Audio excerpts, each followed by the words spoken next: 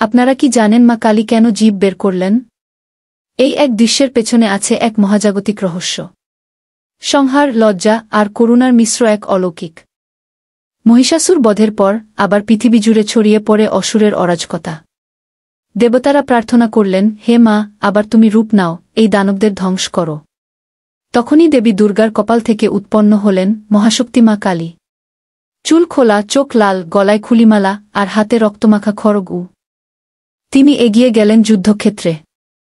অসুররা কাঁপতে লাগল, কিন্তু মা কালী থামলেন না। এক এক করে সব অসুরকে বধ করলেন তিনি। রক্ত ঝরছিল, ধ্বংস হচ্ছিল দুষ্টশক্তি। কিন্তু মার সংহাররূপ থামছিল না। দেবতারা তখন ভয় পেয়ে গেলেন।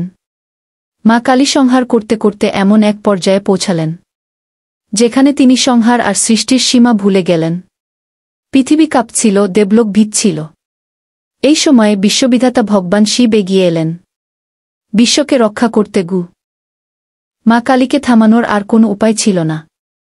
তখন শিব নিজেই মায়ের সামনে শুয়ে পড়লেন, যেন মা নিজের প্রিয় স্বামীর দেহে পা দিয়ে থেমে যান। মা কালী যুদ্ধের উন্মাদনায় বুঝতেই পারেননি, আর সেই মুহূর্তেই তার পদস্পর্শ হল শিবের বুকের উপর। মা কালী আজও সেই রূপে পূজিত হন। জীব বের করা সেই মুহূর্ত আমাদের শেখায় যে সংহারও কখনো কখনো ভালোবাসার অংশ। রাগের মাঝেও করুণা আছে, ধ্বংসের ভেতরেও সৃষ্টি লুকিয়ে আছে। এইভাবেই মা কালী আমাদের মনে করিয়ে দেন, আমি সংহারও করি, আমি রক্ষাও করি। জয় মা কালী। ভিডিওটি কেমন লাগলো লাইক কমেন্ট করে জানাবেন আর চ্যানেলটি সাবস্ক্রাইব করবেন।